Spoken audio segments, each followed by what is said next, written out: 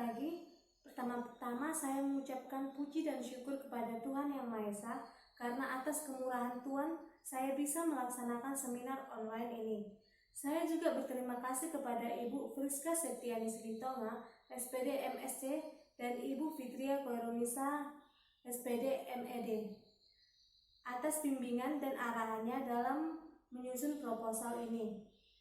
Pada hari ini, saya akan mempresentasikan proposal saya yang berjudul Pengembangan Media Pembelajaran Animasi pada materi Stoikiometri kelas 10 MIPA SMA Swasta Santa Maria, Tanjung Pinang, Kepulauan Riau. Kenapa saya memilih judul ini? Pastinya karena dilandasi oleh latar belakang yang menarik dan untuk diteliti. Di sini saya akan mengupas sedikit secara singkat mengenai judul proposal saya ini.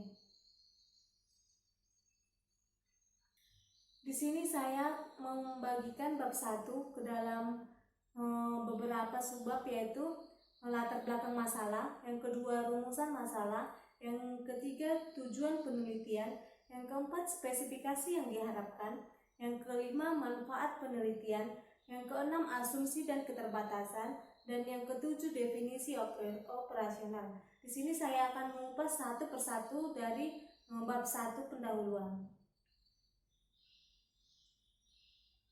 Judul proposal ini dilatar belakangi karena sebagian besar topik dalam pembelajaran kimia melibatkan fenomena yang mikroskopik yang bersifat abstrak.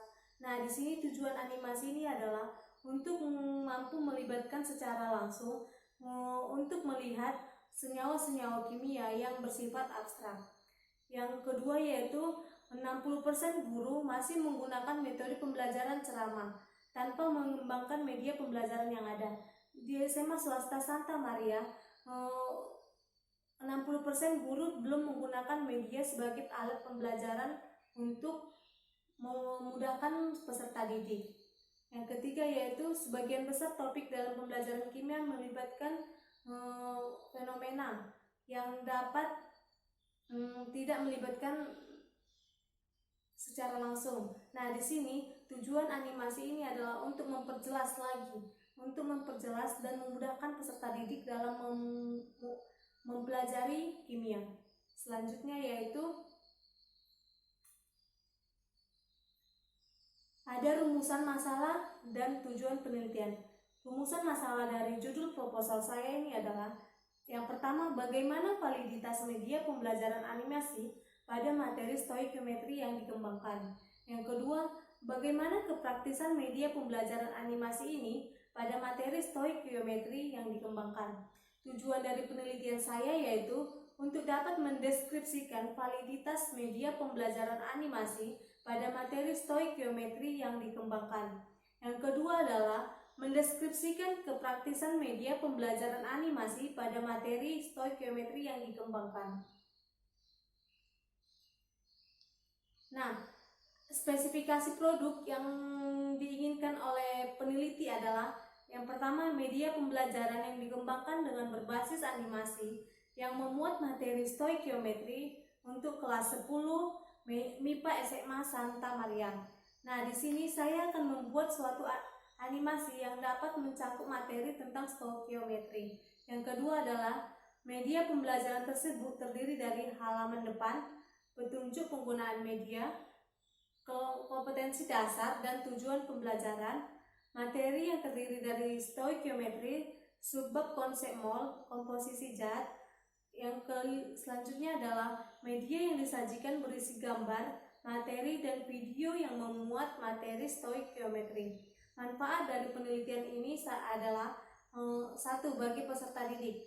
Bagi peserta didik, mampu memudahkan pembelajaran stoikiometri. Bagi guru, mampu mengajarkan peserta didik dengan mudah agar peserta didik lebih memahami materi tentang stoikiometri. Bagi sekolah adalah keuntungan bagi sekolah tersebut mampu menaikkan tingkat kepedulian kepada peserta didik agar peserta didik lebih memahami lagi materi tentang stoikiometri. Selanjutnya itu bagi peneliti. Bagi peneliti adalah peneliti mampu menyelesaikan seminar proposal ini dan mampu mengajarkan media pembelajaran yang baru kepada sekolah tersebut. Bagi peneliti lainnya yaitu gunanya manfaat bagi penelitian lain yaitu mampu sebagai bahan referensi untuk peneliti yang lain. Selanjutnya yaitu asumsi dan keterbatasan. Nah, asumsi dari media pembelajaran ini adalah yang pertama, media pembelajaran ini berbasis animasi pada materi stoikiometri untuk kelas 10 MIPA SMA Santa Maria yang dikembangkan dan dapat menjadikan media pembelajaran yang alternatif bagi peserta didik. Yang kedua adalah pihak penilai atau pihak validitas memiliki kriteria kelayakan media pembelajaran sesuai dengan aspek yang dinilai. Yang keterbatasannya adalah yang pertama, kepraktisan media animasi diukur berdasarkan tanggapan peserta didik, tanggapan guru, dan penilaian uji validitas produk yang diperoleh dari penilaian validator terhadap media animasi yang dikembangkan. Baiklah, selanjutnya adalah definisi operasional. Nah, pada proposal ini ada definisi operasional dari peneliti, yaitu 1. Validitas media animasi. Yang kedua, kepraktisan media animasi. Dan yang ketiga, materi stoikiometri. Baiklah, selanjutnya kita akan masuk ke bab 2, yaitu tinjauan pustaka.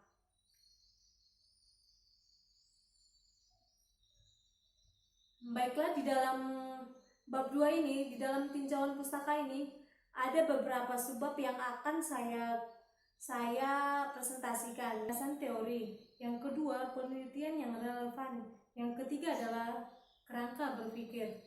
Nah, di dalam landasan teori ini, saya akan materi yang saya cakup yaitu tentang apa sih itu pengertian dari materi pengembangan. Yang kedua, apa pengertian dari media pembelajaran. Yang ketiga, apa sih itu media animasi. Yang keempat, yaitu mencakup tentang materi stoikiometri. Selanjutnya yaitu tentang penelitian yang relevan.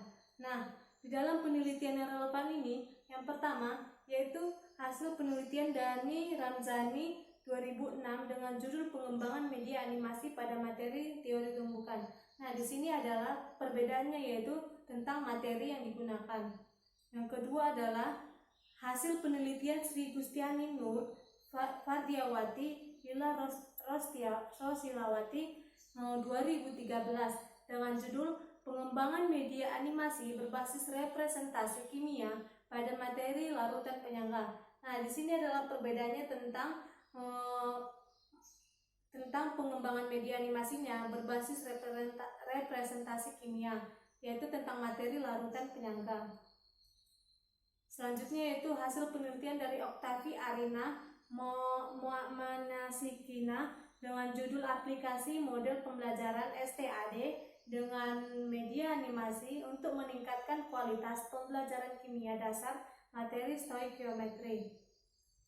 Selanjutnya adalah hasil penelitian dari Sri Rezeki Dwi Astuti dan Sri Atun dengan berjudul pengembangan media pembelajaran animasi interaktif, yaitu tentang Cem is Fun. Selanjutnya adalah kerangka berpikir. Nah, di dalam kerangka berpikir ini saya membuat suatu masalah. Masalahnya yaitu media pembelajaran yang digunakan guru masih konvensional dan kurang memanfaatkan media pembelajaran yang lain seperti papan tulis dan PowerPoint. Yang kedua adalah penggunaan media yang belum efektif dan efisien. Nah, di sini guru belum menggunakan media pembelajaran yang efektif, misalnya animasi, video, sedangkan guru hanya menggunakan papan tulis saja untuk menerangkan. Yang ketiga adalah keterbatasan fasilitas pendukung media yang digunakan atau yang fokus. Nah, di setiap sekolah permasalahannya yaitu kurangnya fasilitas yang digunakan. Yang keempat yaitu rendahnya minat membaca buku pelajaran kimia. Nah, karena kimia ini bersifat abstrak sehingga menurunkan minat peserta didik dalam membaca buku-buku kimia. Yang kelima adalah kurangnya motivasi belajar peserta didik. Nah, di sini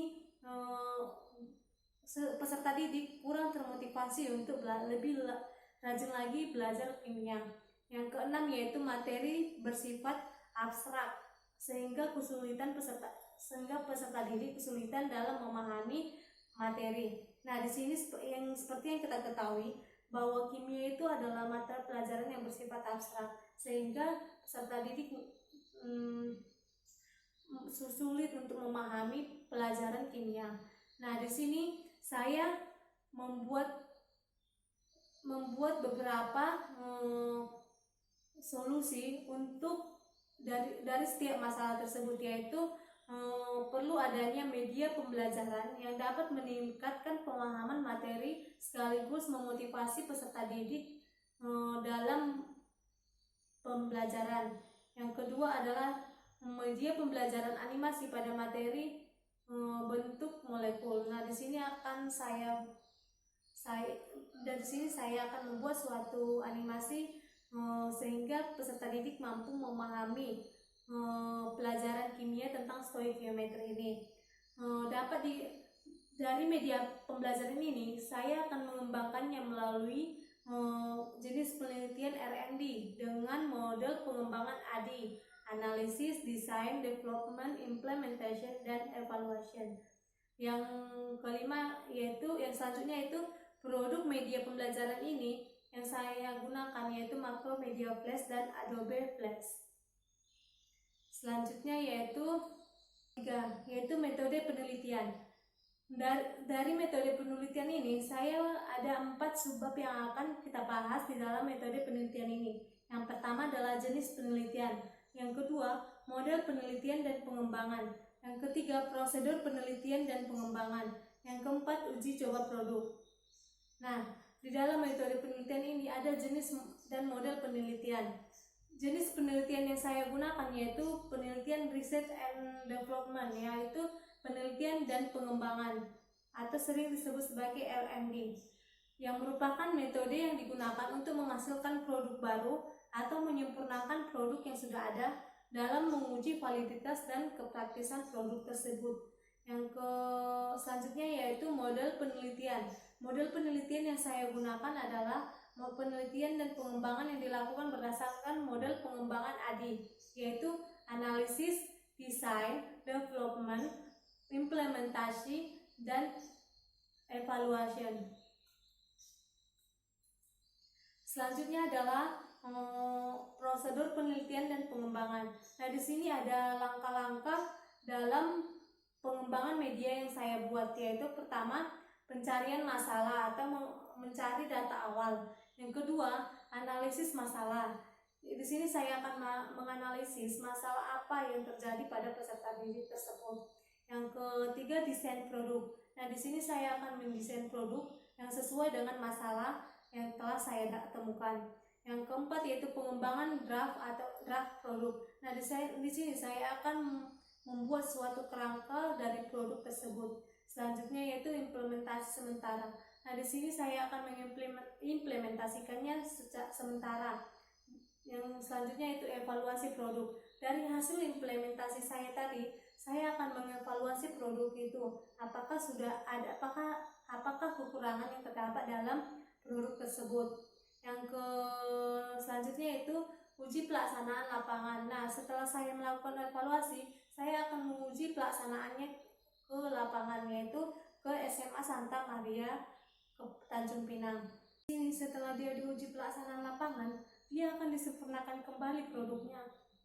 Selanjutnya setelah penyempurnaan produk, produk ini akan saya implementasikan akhir, yaitu implementasi akhir. Di sini produknya harus sudah sempurna. Jadi produknya sudah mampu memudahkan peserta didik dalam memahami materi tentang stoikiometri. Selanjutnya yaitu uji coba produk. Nah, di sini saya ada desain uji coba. Yang pertama adalah media animasi untuk pembelajaran materi stoikiometri kelas 10 MIPA SMA. Yang kedua adalah reviewnya, yaitu reviewnya 2 ahli materi dan 1 ahli media. Yang selanjutnya yaitu revisi media. Selanjutnya review pengguna media guru kelas 10 MIPA SMA. Selanjutnya itu revisi media. Selanjutnya uji coba kepada siswa kelas 10 MIPA SMA swasta Santa Maria Tanjung Pinang. Selanjutnya yaitu subjek uji coba. Subjek uji coba yang dipilih adalah dari jurusan minat ilmu pengetahuan alam dan kelas yang diberi penelitian pengembangan yaitu kelas 10 MIPA SMA Santa Maria. Nah, di sini subjek uji cobanya terdapat satu kelas yang berjumlah 16 peserta didik di jurusan minat ilmu pengetahuan alam yaitu MIPA. Yang selanjutnya itu jenis data. Jenis data yang digunakan adalah jenis data yang diperoleh dari hasil validasi data kuantitatif. Data yang didapatkan menggambarkan apakah media pembelajaran yang dikembangkan memenuhi aspek kualitas yaitu valid dan praktis. Selanjutnya yaitu instrumen pengumpulan data. Nah, di sini saya menggunakan teknik pengumpulan data yang didapatkan dari angket, wawancara, dan tes. Di sini saya akan menggunakan tes untuk mengetahui atau mengumpulkan data yang peneliti inginkan. Selanjutnya yaitu teknik analisis data. Di sini saya menggunakan teknik analisis kevalitan dan teknik analisis kepraktisan. Teknik kevalitan yaitu kegiatan penentuan skor rata-rata total aspek validasi multimedia. Nah, di sini analisis datanya yaitu tentang teknik kevalitan. Apakah data yang saya gunakan itu valid atau tidak? Selanjutnya yaitu tentang teknik analisis kepraktisan. Nah, di sini ada kriteria nilai kepraktisan yaitu 0%, tidak dapat digunakan atau revisi total. Yang kedua 25% yaitu dapat digunakan dengan banyak revisi. Selanjutnya yaitu 50%. 50% di sini yaitu dapat digunakan dengan sedikit revisi. Selanjutnya yaitu 75% yaitu dapat digunakan tanpa revisi. Nah, di sini teknik analisis kepraktisan ini memiliki nilai kepraktisan yaitu nilai kriteria kepraktisannya sendiri. Baiklah, cukup sekian dari presentasi saya tentang seminar proposal ini. Terlebih dan terkurang saya mohon maaf. Saya akhiri. Terima kasih.